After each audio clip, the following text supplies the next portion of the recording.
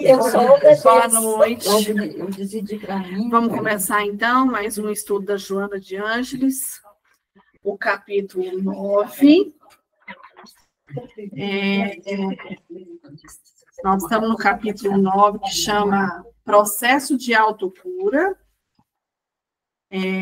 no item 2º. Manter sintonia mental com a fonte do poder. Socorro, vou estudar aqui hoje. E assim nós vamos fazer uma oração para iniciar o nosso estudo de hoje. Meu Senhor, que é sábio dos sábios, que és Pai de toda criação, põe a doçura em meus lábios e a fé em meu coração. Só de amor que me conduz nesta vida em que me agasalho. Enche os meus olhos de luz e des minhas mãos ao trabalho. Dai-me forças no caminho para lutar e vencer, transformando todos os espinhos em flores do meu dever. Não te esqueças de mim, Pai, nas bênçãos da compaixão, e guarda-me em teu coração, porque ele, sim, Senhor, é de paz e de amor sem fim, amado Mestre Jesus. Então, damos início com a leitura de hoje. Você lê para nós? Leio. Manter sintonia mental com a fonte do poder. Todo amor procede de Deus, a fonte do poder. Como consequência, a sintonia mental do paciente com a causalidade se torna imprescindível para a recuperação da saúde. Sendo a enfermidade o resultado da desarmonia vibratória dos órgãos que compõem a maquinaria orgânica, permitindo a proliferação dos elementos destrutivos, todo o trabalho de regularização deve partir da energia para o corpo, do espírito para a matéria. Desse modo, a identificação mental do necessitado com a fonte geradora de vida torna-se essencial para o restabelecimento da harmonia.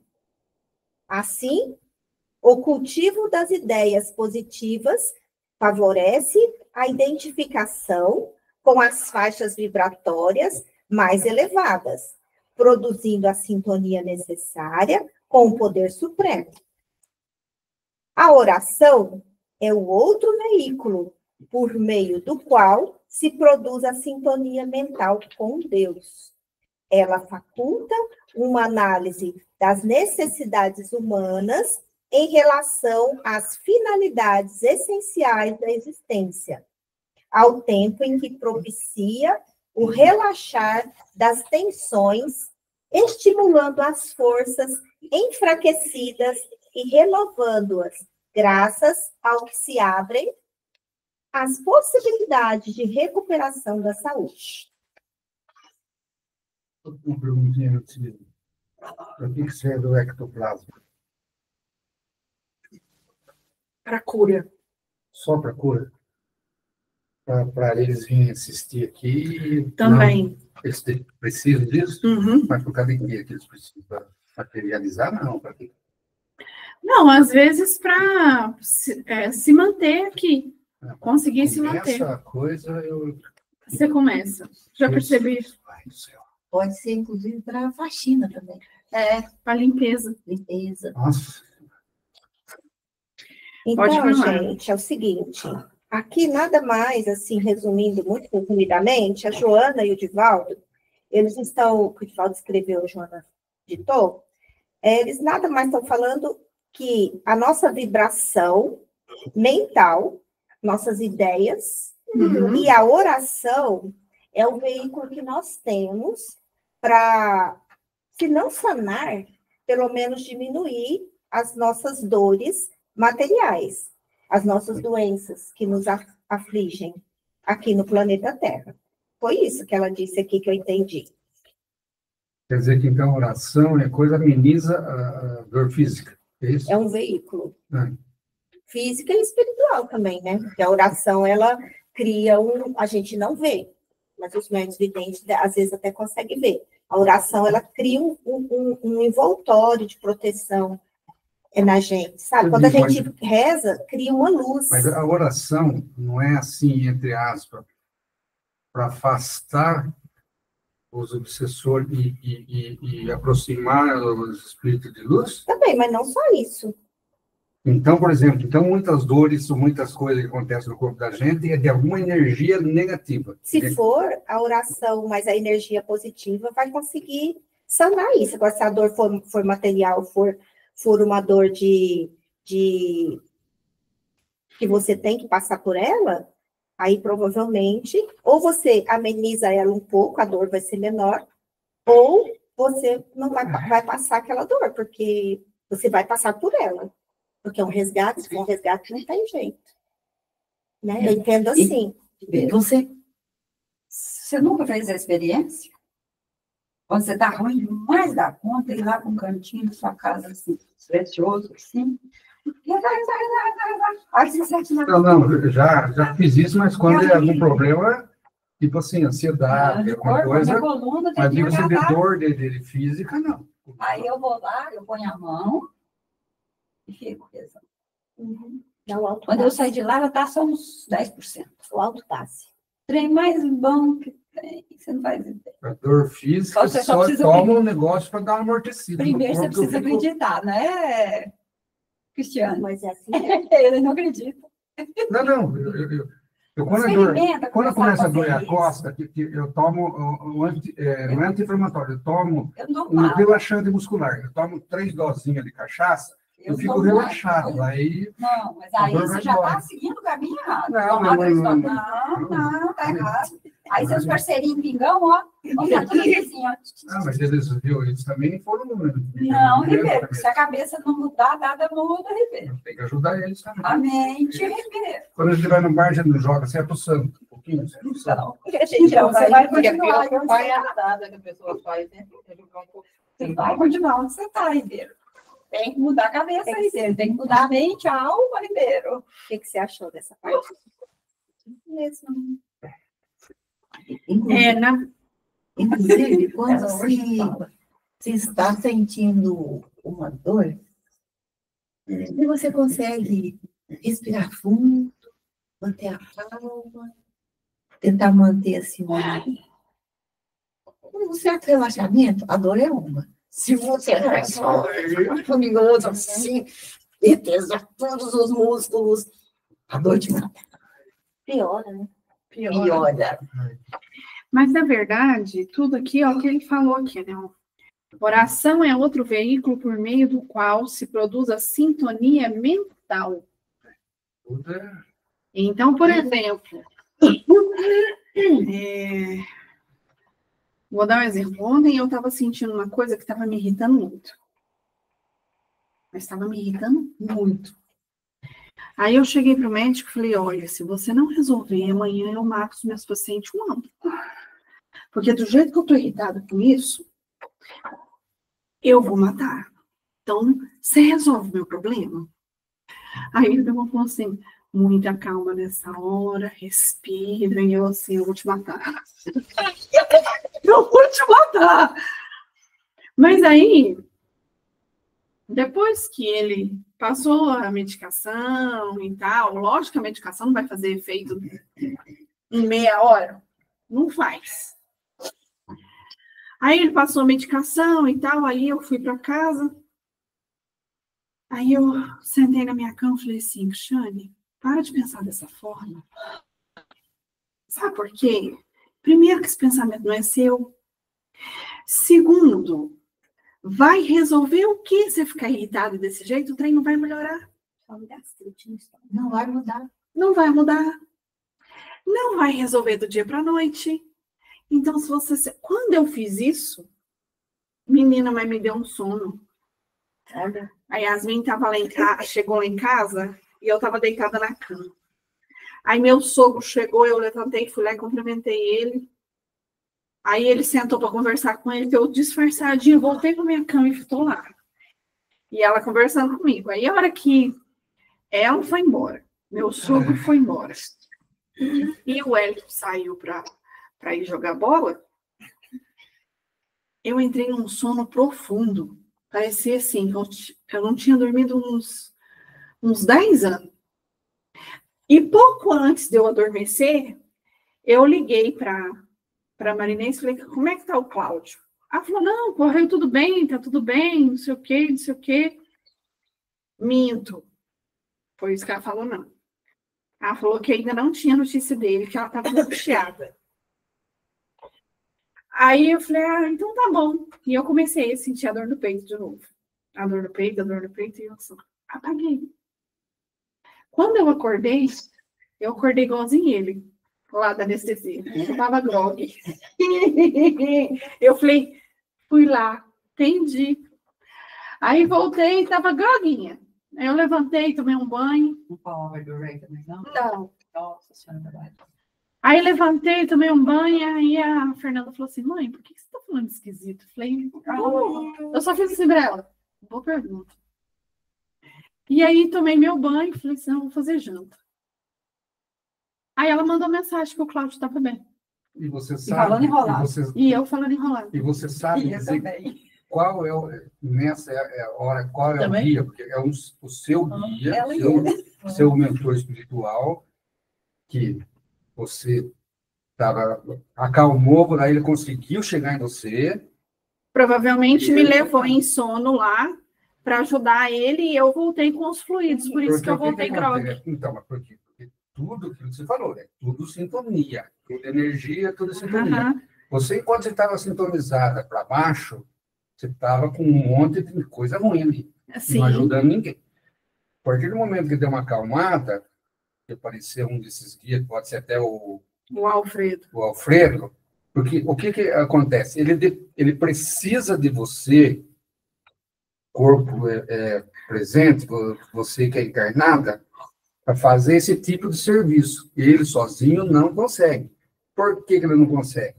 Porque quando ele vem aqui, por exemplo, na quinta-feira, ele vai cuidar de algum paciente. Se não tiver o médium, ainda não cuida. Agora, se ela podia estar lá, cuidar lá, ele junto lá, mas Porque ele aproveitou usa... da dormência dela. E aí ele usa o fluido animal. Obrigado. É que falou que então. É. Mas é assim que funciona. E aí eu levantei, tomei banho, aí eu fiz a janta, aí eu deitei para dormir, e aí eu fiquei um tempão ali, assim, olhando pro nada, aí joguei um joguinho, mas aí hoje eu acordei leve, com dor no peito, E falando mas direito. bem, e falando direito, pelo menos.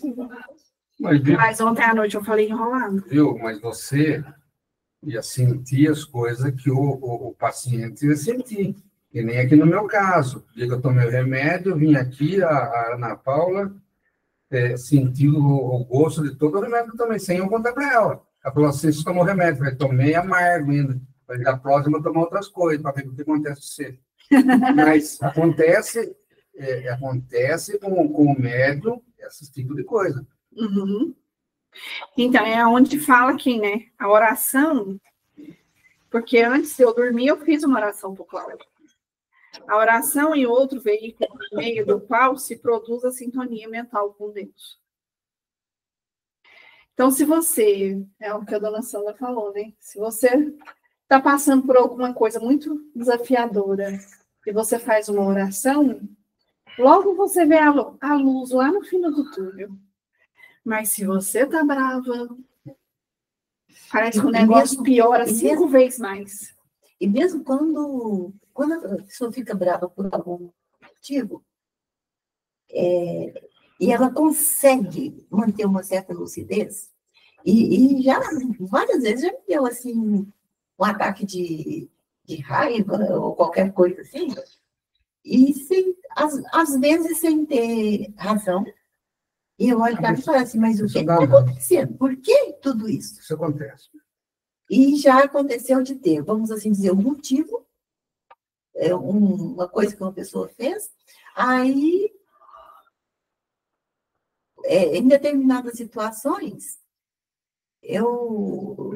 no serviço, por exemplo, eu cato o evangelho e vou para o banheiro. Sento, faço os exercícios respiratórios, bem calmo, abro o evangelho, leio. Geralmente faço uma oração para mim, para quem está perto de mim. Tudo acalma assim, por encanto, sabe? Até a vibração das pessoas a gente consegue melhorar um pouco. Sabe assim? Tudo assim, tudo aquilo ali do momento, simplesmente já evapora, some. Por isso que eu chego a falar, quando você perdoa alguém, Então, você está quando a fazendo gente bem para a pessoa. muda a sintonia, se é alguém que está perto da gente, ou muda ou vai embora. Se é nosso mesmo, a gente muda. E eu acho que entra numa outra faixa, sabe? É uma outra vibração. Agora tem uma outra situação. Por exemplo, às vezes, todos os dias eu chego no meu consultório, antes de começar a trabalhar, eu ponho uma música e faço o evangelho. Então, eu faço culto todos os dias no meu consultório.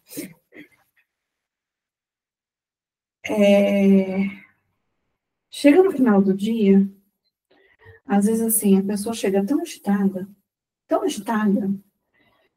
e ali ela tá falando e eu tô.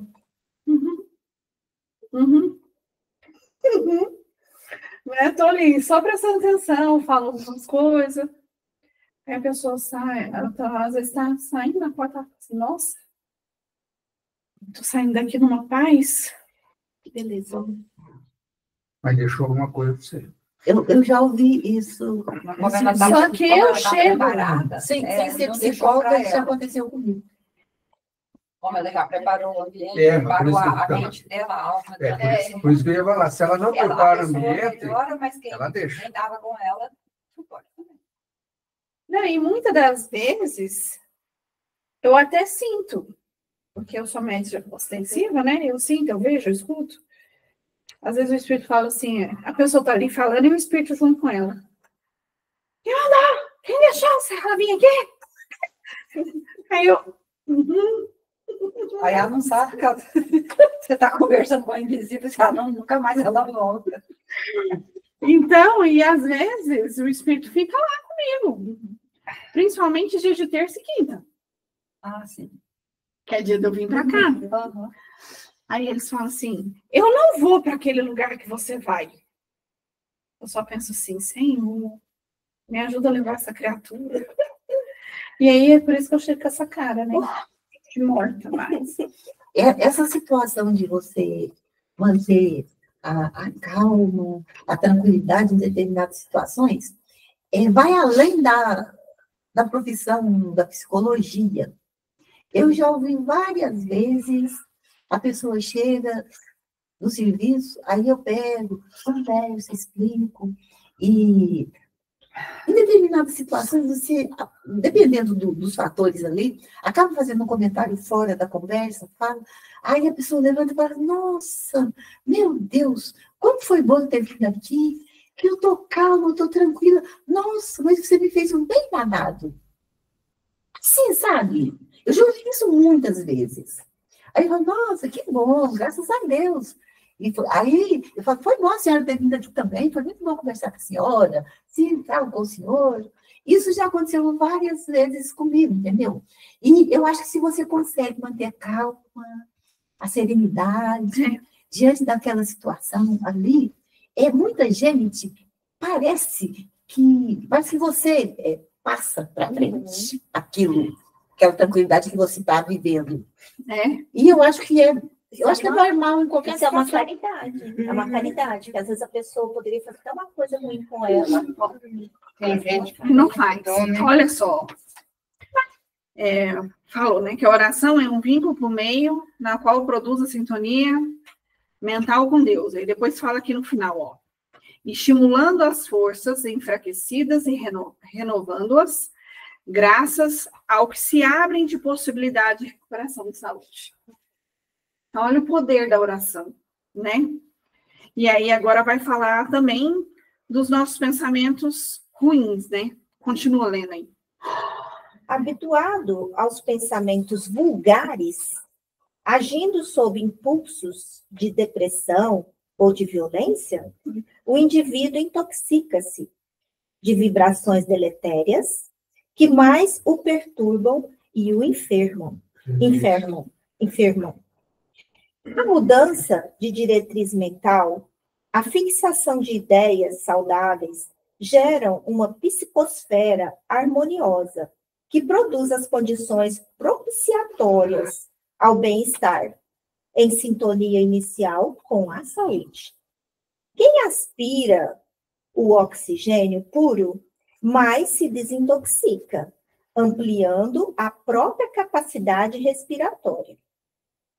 De igual modo, a sintonia mental com a fonte do poder, que é Deus, propicia o restabelecimento de energias saudáveis, que reinstalam no organismo o equilíbrio perdido, restabelecendo a harmonia vibratória que fomenta o predomínio dos agentes da saúde.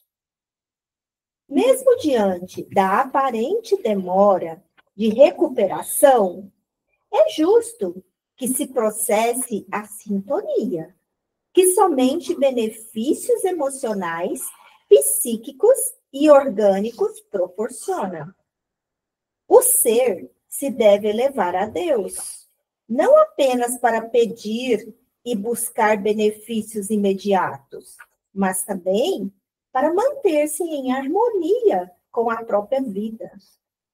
Tal estado de sintonia abre as portas da percepção extrafísica, à inspiração, ao equilíbrio e à coragem para enfrentar quaisquer vicissitudes e situações afligentes, imprevisíveis ou não. Quando alguém se eleva a Deus, ergue com o seu gesto toda a humanidade. A sintonia com Ele, fonte do poder, Ele, Deus, fonte do poder, é causa de felicidade e fator de paz. Então, aqui, eu entendo assim, que quanto mais a sintonia da gente estiver equilibrada, que aqui na Terra a gente chama de Deus, né? Quanto mais a gente estiver sintonizado com essa energia, porque Deus é uma energia, Deus não é um homem de barba, igual muita gente pensa, né? Deus não é um homem de barba, não é um ser humano. Então, eu considero que ele é uma energia. E quem me ensinou isso, pasmem, foi minha filha, quando ela tinha, acho que 8 ou 9 anos. Ela virou para mim e falou assim, mamãe, você fica aí falando de Deus, mas Deus não é esse homem que você pensa, não é ser. Deus, mamãe, é uma... Ela fez assim com as mãozinhas. Deus é uma energia. E parou ali, não tocou mais no assunto nem nada. Então, desde então, eu considero que Deus é essa energia mesmo. Então, enquanto a gente estiver vibrando nessa energia de Deus, que é Deus, a gente vai estar cada vez menos propícios a essas dificuldades terrenas. Então, né, aqui ele fala, né, habituando aos pensamentos vulgares, agindo sob impulsos de depressão ou violência. O indivíduo intoxica-se a vibrações deletérias que mais os perturbam e deixam enfermo, né? Então, tudo na vida da gente... Deixa eu observar. A gente tem que buscar esse equilíbrio, porque senão, quanto mais a gente fica bravo, quanto mais a gente se revolta com as coisas, quanto mais a gente é violento, mais problema a gente arruma pra gente. Eu estou aprendendo isso, não? Deixa eu observar uma pessoa muito irritada, muito de mau humor, e às vezes até uma pessoa meio que maldosa, mas não vou entrar nesse assunto de maldade, mas irritada, uma pessoa nervosa. Vocês já observaram que o rosto dela, a fisionomia dela é feia? É estranha, é muito feia, transfigura. Às vezes, aquela pessoa, você vira aquela pessoa, às vezes, em um momento que ela está mais entregue a Deus, você olha para ela, ela é outra pessoa. Ela é uma pessoa bonita, não que a gente está vendo a beleza material, mas é isso que acontece, a pessoa fica muito feia. Igual uma mulher de um livro, eu não vou lembrar se é Renúncia, eu não lembro. Eu não lembro que livro que era, se era Renúncia de André Luiz. Ele tinha uma moça muito bonita no livro, muito bonita. Ela casou com o segundo casamento do rapaz, mas só que ela era com um espírito muito... Ela era malvada na Terra, e além de ser malvada, ela era um espírito meio ruinzinho. Então, no mundo espiritual, quando ela largou o corpo, que o André Luiz viu, ela saiu do corpo, ele até assustou. Tão feia que ela era uma bruxa.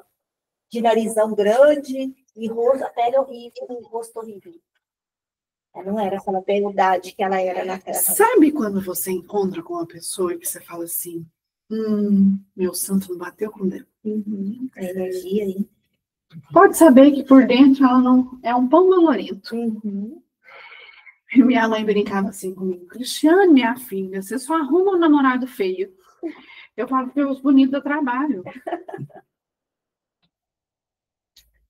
Porque normalmente a pessoa, quando ela é muito bonita, ela é snob, ela é egoísta, egocêntrica. Não tem nada por dentro, ela é vazia.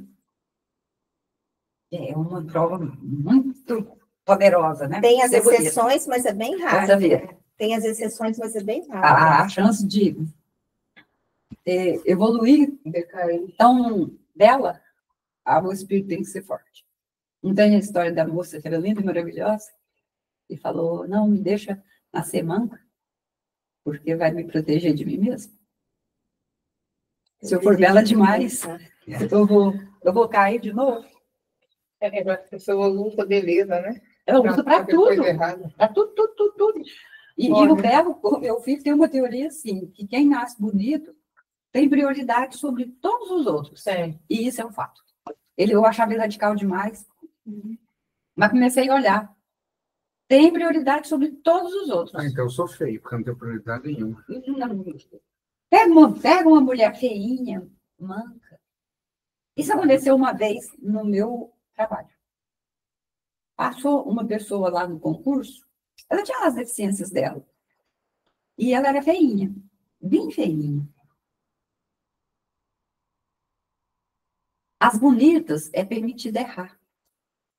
Tem desconto. Isso eu vi acontecer. N casos de mulheres comuns, de mulheres bonitas, e vi essa que conseguiram demitir ela, alegando isso.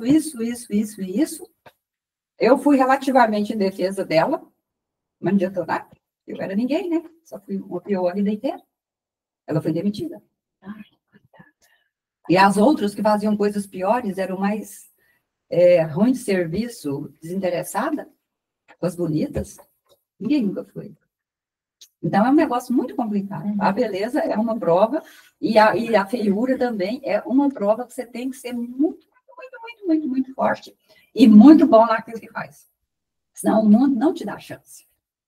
Infelizmente, o mundo hoje ainda está nesse padrão, nesse nível. É complicado. Há muitos anos. Complicado. E a gente falando disso, né? Posso fazer uma confissão? Quando eu era adolescente, eu vivia num grupo onde as pessoas ficavam querendo achar mil motivo para me diminuir. Eu era estudiosa, era comportada, era dedicada com as coisas que eu fazia. As pessoas, vamos assim dizer, que tomavam conta, não me chamavam atenção, não brigavam comigo. Aí, as outras meninas que conviviam comigo ali, ficava todo mundo achando um jeito de me botar defeito. Aí, me xingava de bunduca, falava que eu era feia, me botava um montão de defeitos. Aí, eu achava que eu era, porque elas falavam, entendeu? Aí, isso que ela está falando. Aí eu pensava assim, falava, não, Eu não sou alguém que a beleza vai ajudar em nada nessa vida. Então, eu tenho que me construir de um jeito diferente. É claro que eu não, lá nessa idade, eu não pensava com as palavras que eu penso hoje, que eu falo hoje. Sofria. Mas eu falava assim, não. Então, eu tenho que compensar a vida para mim de outra forma. Então, eu tenho que estudar mais ainda, eu tenho que fazer tudo que eu puder para eu ser melhor nas coisas que eu tiver que fazer.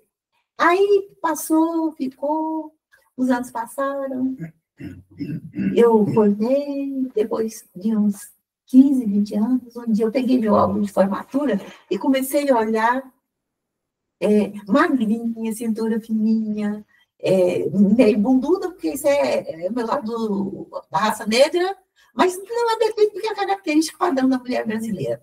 Um vestido de formatura amarrado assim, sabe? Uma pele assim de seda. Aí eu fiquei me olhando e falei, meu Deus do céu, eu era muito bonita e só descobri hoje. Quando eu tinha mais de 40 Eu anos. falava, senhora, a senhora é bonita até hoje. Certo. Viu, dona Sandra? Eu fiquei olhando, inclusive, eu caminhando assim, para ir assim, segurando o braço do namorado na entrada ali para a formatura. E uma hora, eu olhando assim para o vazio, eu fiz um gesto que eu não sei bem como assim, com a mão meio do rosto assim, e o fotógrafo pegou aquela situação. Aí eu olhei e falei assim, meu Deus, eu era muito bonita, e como que eu sofri tanto com a minha feiura tantos anos? Verdade. E o trauma que a gente carrega. Eu sempre carreguei isso comigo. Então, eu tinha para mim que eu tinha que me esforçar muito em relação exatamente ao que ela está colocando, para que eu me igualasse aos outros na vida. Eu vou contar bem rapidinho para você. Meu pai era funcionário do Estado, ele limpava a classe, como que fala, servente, de varrer a classe. E eu estudava na mesma escola, que ele trabalhava, e depois que terminava das aulas, eu ia ajudar ele a limpar a classe. Meus coleguinhas, que eram tudo riquinhos, que falavam para mim assim, filho de peixe, peixe não é. Sabe como que eu resolvia? Eu nunca me coisa, batia em todo mundo. Tentava o cacete em todo mundo. Então, não tinha que trabalhar. Salvação não, Cris. Mas eu vendia sorvete de dia, de noite ajudava meu pai a varrer, depois que eu terminava as aulas. Ainda comia resto de lanche da criançada que ficava nas carteiras. Só que como que eu me descobri? Enchi o saco, meti a mão, bati em todo mundo tinha medo de mim lá. Tem que achar um jeito, né, mano? Eu acho assim, Jesus. na verdade, hoje, com a maturidade, com o tempo que vai passando, a gente vai vendo que, na verdade, não é que existe gente feia. Existe gente descuidada. Isso é verdade. Vocês já viram aquelas transformações que é feita na televisão? Tem umas que Deus perdeu a qualidade. E os homens reclamam altamente disso, os homens jovens, viu, meu filho? Porque as crianças, a mulher transformada, Fia, ó, Mas mesmo e quando ela destransforma, ela fica impossível. tá aqui, ó, a Glaucia de prova.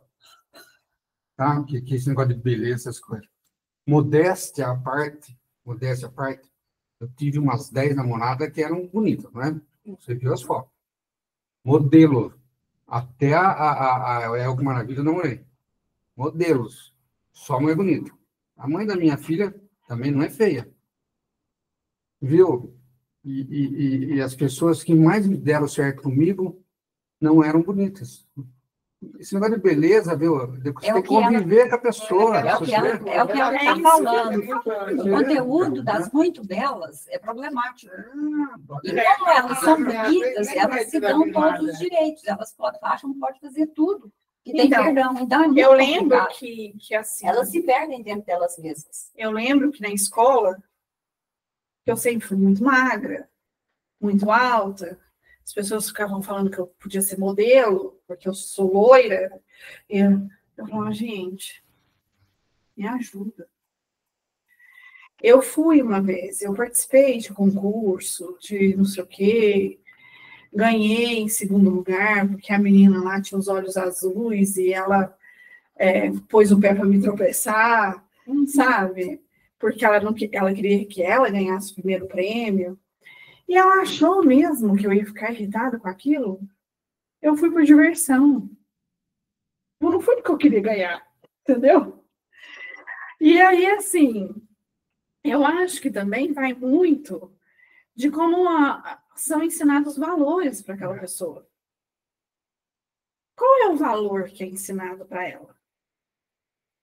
Porque tem muita patricinha, vamos pôr assim, patricinha mesmo, hoje em dia, hoje em dia não, isso existe desde que eu me entendo por gente, que é aquela pessoa assim, que a mãe fala assim, não, mas você tem que casar com um milionário, né? Então, qual é o valor real que a mãe, os pais transmitem para essas pessoas? O filhinho de papai, né?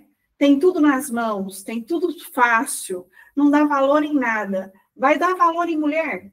Não, mas não é culpa da pessoa, é culpa dos pais, porque aquilo que você É falou. isso que eu tô falando. Porque, que nem, por exemplo, eu estava falando, você... Qual que é o valor? Você, não querendo agradar, desagradar, você continua bonita até hoje. Só que, quando a gente tem uma certa idade, a gente se deslumbra com um monte de coisa. Com beleza, com dinheiro, com riqueza. Então, só depois de uma certa idade que começa a cair a ficha das coisas. Aquilo que você falou, o cara é filhinho de papai, então não trabalha. Meu avô sempre falava, pode ser bilionário, tem que trabalhar para valorizar as coisas, para ter crescer com caráter, com uma série de coisas. E isso daí vale para beleza, riqueza, para tudo na vida. Mas é isso que eu tô falando. E tem pessoas que, porque é rico, entendeu? Aí vive nesse negócio aqui, ó. Habituado a pensamentos vulgares, impulsos, violência. Por quê? Porque não aprende valores. Aí tinha eu vou falar sinceramente, eu morava em São Paulo. Tinha um menino que eu conheci, gente, nossa senhora, daquela boca não saia nada que prestava. Carniça. Eu falava, pelo amor de Deus, vai estudar, vai entender o que você está falando, né? Aí um dia ele contou para a mãe dele que eu falava isso para ele. Aí a mãe dele veio brigar comigo. Como assim? O filho dela tão bonito, tão inteligente, eu falar um negócio desse. Eu falei para ela assim, inteligente para quem, minha senhora? Porque assim, para mim ele não é inteligente, não. Ele seria inteligente se ele pegasse tudo que a senhora tem e trabalhasse para ficar mais rico ainda. Mas ele só gasta, cara. Ele só pensa em farra, bebida. Você sabia que seu filho fuma? Ela, oi? Eu falei, então, essas coisas ela não sabe, mas eu sei, eu tô com ele o tempo todo. Seu filho fuma, seu filho bebe, seu filho faz coisas que não deve. Deve ter quase dado um infarto. Desde que eu sou pequena, a minha mãe ensina, até tem um poema que depois eu vou trazer para vocês, que fala, né? Que pai e mãe têm que ensinar. Você pegou o apontador do coleguinha? Devolve, meu filho. Não é seu. Né? E aí são nessas pequenas coisas que você aprende a ter um caráter bom. Agora, a pessoa quer passar a perna em tudo, sinto muito. Ela falou assim, mas meu filho não é assim. Eu falei, então... Começa a prestar atenção. É que ela não queria ver, né? Porque não pode culpar muito pai e mãe, não, porque a gente até ensina. Só que o mundo que a gente vive, a sociedade, eles vivem um mundo que a gente não entende mais, é o mais velho. Porque eu sempre ensino em casa, só que essas cabecinhas leves, que eu ouço isso direto, todo mundo faz, eles querem fazer também. Então, assim, às vezes, o seu pai, a mãe, ensinou uma coisa. Só que, às vezes, a sociedade... E a sociedade bate palma para muita coisa. Tem coisa que a gente ensina que a gente quer criticado, porque a sociedade bate palma para todas as coisas. Às vezes, o pai e a mãe até ensinou. Eu tive uma amiga que falou isso em relação ao casamento, que você está falando. Ela falou para mim assim um dia, ela faleceu agora há pouco. Ela falou assim, ô Lu, ela ia lá em casa contar da vida dela, porque ela, o marido dela foi minha patroa, depois a gente ficou amiga, ela sempre ia lá em casa. Aí ela chamou para mim assim, que a filha dela tinha casado. E eu vi os meninos crescer, então eu sei como que ela criou, o que ela ensinava. Ela falou para mim assim, Luz, eu vou te falar uma coisa, a gente ensina os filhos da gente, os valores da gente, a gente ensina tudo para eles. Mas daí, as casas, tudo que a gente ensinou está errado. Eles começam a seguir o que o marido fala e ainda culpa nós, mãe, de ter ensinado errado para eles. E é assim. O dia que ela falou isso, eu não entendi muito. Agora, hoje, depois que eu tenho Nora também, eu já entendi o que ela falou naquele dia. Você ensina uma coisa, depois eles jogam na sua cara. Você ensinou errado a tudo, não é nada disso que você ensina. É assim, assim, assim. Yasmin, você tá aí? Eu acho que eu não estou escutando. Yasmin?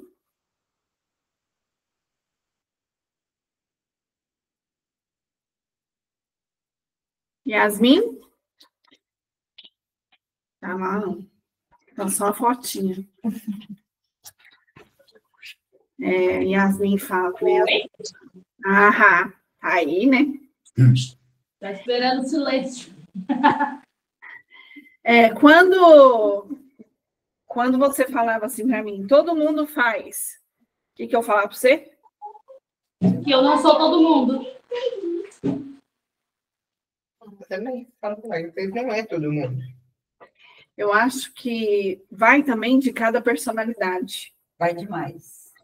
Porque quando a pessoa internaliza isso, que ela não é todo mundo, pode sociedade que for, você não vai fazer. É porque até a que é leve. Mas você viu? Porque, por exemplo, e eu já dei esse exemplo aqui, eu convivi com pessoas a minha vida inteira. Hoje, não mais, mas eu já convivi muito com pessoas assim. Pessoas que passavam pessoas para trás, pessoas que roubavam, pessoas que usavam droga,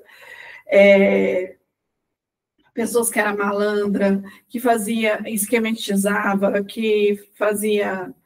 Eu conheci pessoas que... estelionatário, enfim. E tentava arrastar você com eles? Eu tive todas as oportunidades para fazer tudo errado. E eu bati o pé e falava, não vou. Ah, você é careta. Eu falei, prefiro ser careta. Sempre preferi ser careta. Mas isso é personalidade? Mas personalidade. se o cara nasceu com o espírito marvado lá das outras encarnações? Uai, Você tem que então, dominar É o ele. que ela está falando. É o que Cada eu tô um é falando. um com a sua Não, situação evolutiva do momento. Ela Não, teve mas- todas as oportunidades e não foi. E não fiz. E não fiz. E um outro, talvez ela pudesse ter um irmão criado na mesma condição que ela, e teria ido. E foi. Foi? E fez. Então, Entendeu? Então, assim, é tudo muito relativo. existem momentos da nossa vida que a gente chega num ponto, eu não sei se... Eu não sei não, eu sei. Tudo aconteceu por um motivo da minha vida. Eu não fui adotada por uma família espírita à toa. Eu não vim para Uberaba à toa.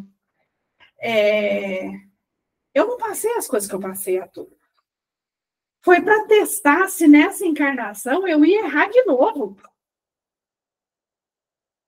E aí, as pessoas falavam assim, nossa, mas você é muito bonita, você pode usar um decote, você pode usar uma roupa mais curta. Cara, eu não gosto. Eu uso um short mais curto na minha casa. Eu uso um short mais curto no clube. Mas eu não consigo sair igual... Desculpa a palavra. Eu não consigo sair igual piriguete na rua. Os decotão aqui assim, depois decotão nas costas, mais a bunda de... Não dou conta, Mas gente. você nunca usou ou você já usou? Não usei. Não, eu já usei saia curta. Hoje não Não dou mais, conta. né? Eu não dou conta. Entendeu? Assim, eu tinha um vestido que era um pouco assim, ou é aqui perto do joelho, ou 4 dedos para cima. Mais para cima não dá. Eu uso. mais fácil não dá, que esse trem de abajur de bunda não cola comigo. Primeiro porque eu sou muito grande. Então, assim, aonde eu chego, todo mundo me enxerga. Então, assim, eu sempre tentei ser a pessoa mais discreta possível. Por exemplo, eu amo salto. Mas, assim, eu uso salto quando? Quando eu vou no casamento, quando eu tenho, por exemplo, lá, às vezes eu no DL, eu tenho que usar um saltinho mais, porque é social. Mas vocês podem ver que eu não fico usando salto. Raramente vocês vão me ver de salto. Eu já sou grande. Aí põe um salto de 9 milímetros. Fih, todo mundo enxerga. Ai, meu sonho era andar de salto. Então, assim, é tudo questão disso aqui, sabe? Sintonia. Eu escolhi sintonizar com outras coisas. Por mais que eu tenha sofrido com síndrome do pânico, eu tinha sensação de perseguição. Tudo que era? Os obsessores falando para mim, não, peraí, você está indo para o caminho que a gente não quer que você vai. Você está escolhendo o caminho certo, por quê? Bora fazer coisa errada. E essa situação que você sente aí, a mesma coisa acontece comigo. Lá na década de 70, os adolescentes usavam mini saia, era saia curtinha. Aquelas xadrezinhas, não era? Não, a minha saia não. A minha saia de uniforme de escola era vermelha. Era vermelho, colégio estadual. E todas as meninas usavam saias curtinhas. Só quem usava saia no joelho eram as evangélicas. E o grande trauma, o grande desconforto da minha era ter que usar aquelas sainhas. Olha, era muito difícil, era muito desconfortável. E, sabe assim, uma coisa assim. Aí passou o tempo e aí veio a moda de saia um pouco para baixo da canela, sabe? Ai, meu Deus do céu, foi a coisa mais fantástica e mais maravilhosa do mundo que tinha. Eu me lembro que eu comprei um pano, fiz uma saia godê, assim para baixo do joelho, um tecido jeans bem fininho, na cintura eu botei um elástico, eu mesmo que fiz. Olha, essa saia foi extremamente marcante para mim. Eu rodava o beirado inteiro com ela. E lavava e vestia, lavava e vestia, lavava e vestia. Sabe assim, foi assim, uma libertação. Aí os anos passaram, eu amadureci um pouco e mandei as convenções sociais para as cucuias e passei a usar a roupa que eu queria. Quando começou a usar calça de uniforme na escola também, isso deve ter sido em 74, por aí, 73, 74. Nossa Senhora! Só que as calças eram tão apertadas que você tinha que deitar de costa por chão. Chegou uma época que mulher não podia usar calça. Coitado das crianças. Então, assim, é muito essa situação da gente sentir assim. Nossa, é terrível. Eu lembro que uma vez eu participei de um concurso que era de axé. E aí, todo mundo com aquele shortinho laranja, no chão, mostrando o gordinho da bunda. Eu fui, apresentei. Abraços, Karina. Até a próxima semana. Nós já vamos finalizar. Você tem algum comentário? Já foi. Aí eu sei que eu fui, apresentei e falei. Aí ganhei o concurso. Eu não estava lá para receber. Eu e as meninas recebeu a medalha e eu... Devia ter levado uma saia. Terminou o concurso, você já sai. Então, assim, enfim, né? Mas não foi santa também na minha adolescência, não. Foi, não. Eu não, eu era muito certinha. Mas cometeu só pecados menores, né? Exatamente. Nós pecados muito impactados, E quieta. cometeu menos Sempre fui pecados. muito boba, muito quieta, nunca saía. Minha vida inteira foi trabalhar. Agora eu tô brigando quando eu tô falando dos meus filhos. Agora eu estou chegando, passando dos 50, agora eu vou fazer tudo que eu não fiz. Eu era assim Agora também. eu vou Só Eu que, aproveitei. só que o que ela falou de personalidade, sempre fui quieta. eu não aceitava as pessoas virem se imporem a mim, querendo que eu fizesse as coisas. Na escola, eu era meio marginalizada porque eu não aceitava as coisas.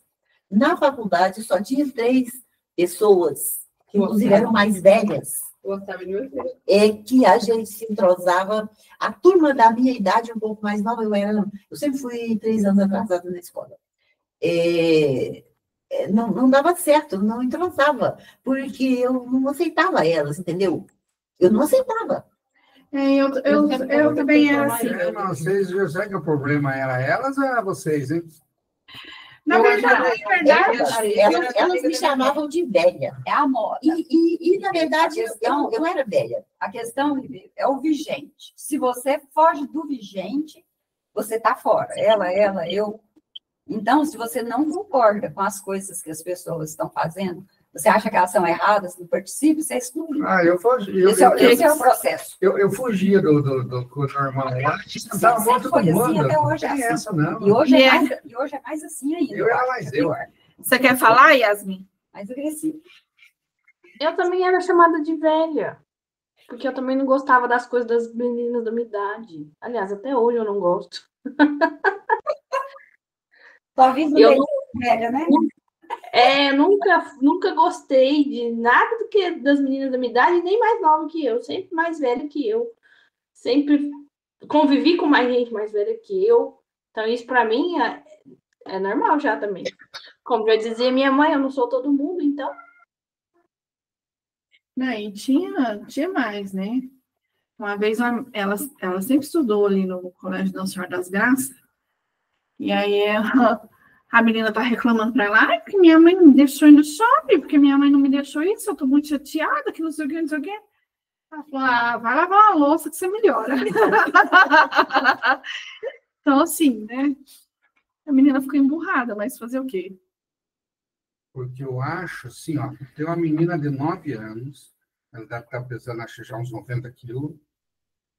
Aí sim, eu acho que é bullying, é para ela se sentir para baixo, que ela não se sente, porque a gente faz a cabeça dela.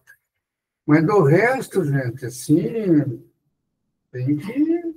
Aí sofre, viu? Porque eu sempre viu? fui gorda, A gente sofre se você está lá na escola, você não tem uma perna, você não tem um braço, alguém Eu fica. sofri. Pare. Eu nunca sofri com nada. O povo acabava comigo. Doido. E aí depois, no meu casamento, eu ainda escutei mais um monte de coisa.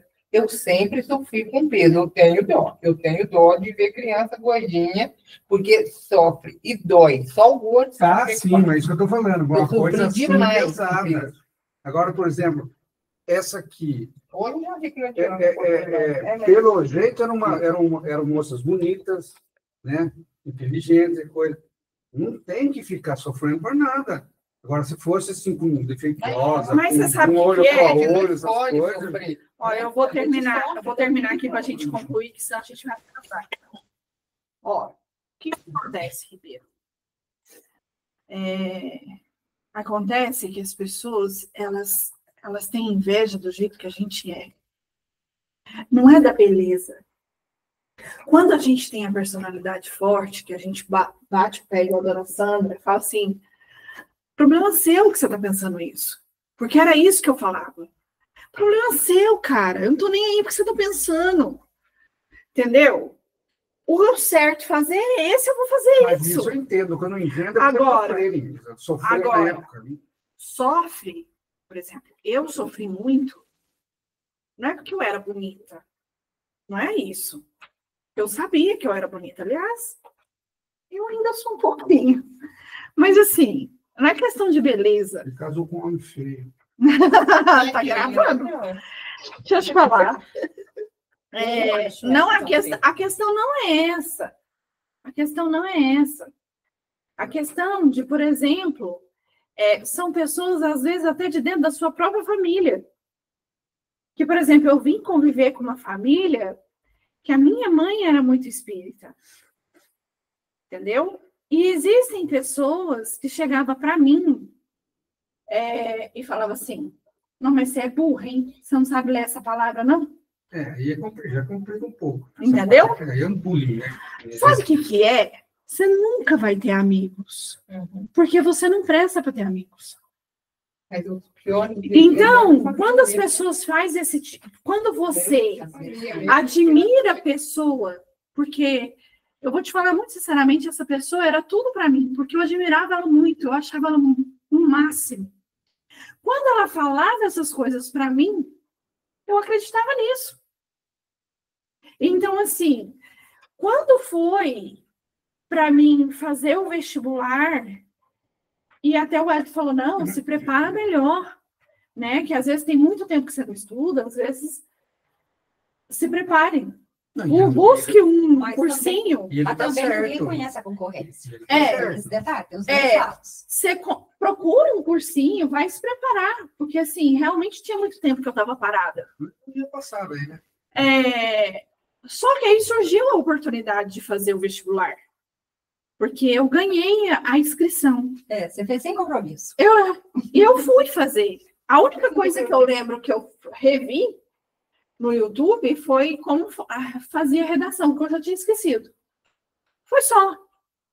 Eu passei em 5º lugar sem estudar. Eu passei. Eu entrei para a faculdade. Não chegou a fazer cursinho? Nada. Para a faculdade que eu tanto queria fazer. E aí, quando eu cheguei lá na faculdade, que tinha um rapaz mais velho que eu, que já tinha estudado algumas coisas, que ele falava algumas coisas para mim, entrei na mesma situação. Porque aquilo me remeteu àquela pessoa que eu admirava. E aí ele falava assim, quando a gente teve uma discussão, que ele falou assim para mim, eu achei que você era mais inteligente. Falou isso pra você? Falou. Jesus, mano. Eu achei que você tinha o mesmo grau intelectual que eu. Eu não sei onde está na orelha dele. O que eu respondi foi, eu prefiro ser burra e ter gente ao meu redor, pessoas que eu amo e pessoas que me amam, do que ser inteligente igual a você Sozinhão. e ser sozinho. Sozinhão. Então, E deve ser feio. existem escolhas. Com o passar do tempo, essa pessoa voltou atrás e me pediu desculpa. Entendeu? Então, assim, tudo na vida da gente é uma questão de escolhas. Não, e é fase da vida também. Eu chorei muito, porque ele me fez reviver uma coisa que eu já tinha trabalhado isso em mim. Então, essa sintonia, essa coisa de manter, não é fácil, porque, igual você falou, tem a sociedade que fica ali impondo. Porém, são escolhas. O que eu escolho para mim? O que eu quero? O que realmente a Cristiane gosta? Porque é muito fácil eu falar para o outro, falar assim, olha aqui, a partir de hoje você vai fazer assim. Você não sabe se a pessoa tem condições psicológicas, física, se ela tem esses recursos que eu estou falando para ela fazer dessa forma. Tem, Ribeiro, mas a pessoa tem que querer. Um dia a Glaucia falou para mim uma coisa que eu não tinha imaginado. Ela falou assim, nossa, Ribeiro, você tem uma autoestima, eu queria ter... Falou, não falou? Porque eu, modéstia à parte, eu sou bonito, eu sou tudo. Eu tenho autoestima muito, muito elevada. Eu sempre tive. Não, a minha A minha não. Então, assim, eu acho que são escolhas. Por mais que, por exemplo, a gente tenha vivido, igual ela conta, né? A Maria de Lourdes fala, eu vivi um relacionamento que não foi legal, que me deixou mais para baixo ainda e tal, mas foi uma escolha. Não, mas caiu fora, acabou. É assim que ela escolheu passar. Mas isso que eu estou falando. Por exemplo, você na infância teve uma fase de alguma coisa, deu algum trauma, depois na mais grande, mais na adolescência. A gente vai tendo fase, vai tendo coisas. Mas o que a gente tem que fazer? Enfrenta e chuta para fora. Mas não é, a meu Deus questão do é céu. que existem pessoas que não têm condições psicológicas para sair disso. Quando a autoestima é baixa, ela, temos autoestima baixa. Não, mas então, Eu estou tinha. menos pior do que era, Foi no mas já passado. fui Tinha. extremamente. Quando a gente se sujeita a um relacionamento, é porque, nossa, eu não sou muita coisa, mas eu pelo menos consegui ter uma pessoa. É, e daí Exatamente. fica aguentando, né? Ah, Jesus. Não, A Ribeiro, uma pessoa Mas com daí autoestima foi como a mesmo, sua, foi eu. não tem condição de avaliar, não no sentido negativo, mas você não tem condição de avaliar uma pessoa num estado psicológico diferente, porque você só consegue ver a sua posição. Não, mas tem que mudar. Eu estou falando assim, ó, teve A gente não dá autoestima. conta. Vocês continuam com A pessoa, Vocês continuam nesse pensamento? e para mim, Não, mas é um traço que eu acho que não vai morrer nessa vida. É um traço que eu Pode nasci até com ser. ele, melhorei, evoluí, não sou mais como era, mas eu ainda tenho. Então, mas evoluiu. Isso que eu tô falando. Tem que evoluir. Sempre tem queda. É muito complicado. É E eu muito sei complicado. por mim, porque muitas vezes na minha vida eu me deparei com determinadas situações que eu não entendia porque a pessoa era daquele jeito, porque ela via a coisa daquele jeito, certo? Olhando do meu ponto de vista, eu tinha dificuldade de entender, de aceitar, pelo fato de eu ter autoestima elevada, e eu achava que era uma idiotice aquela situação ali da pessoa. Então, a gente tem dificuldade para poder entender muitas situações. Mas aí é que tá. Cada um um tem anos um passaram, eu melhorei isso. Não tem Entendeu? jeito assim de você fazer um levantamento no passado e unificar a humanidade. Isso porque todo mundo igual seria robô, né? Seria a moda, né? A calça toda igual, a roupa tudo igual. Então, lá. Deus sabe o que faz, né? Mas o levantamento do passado...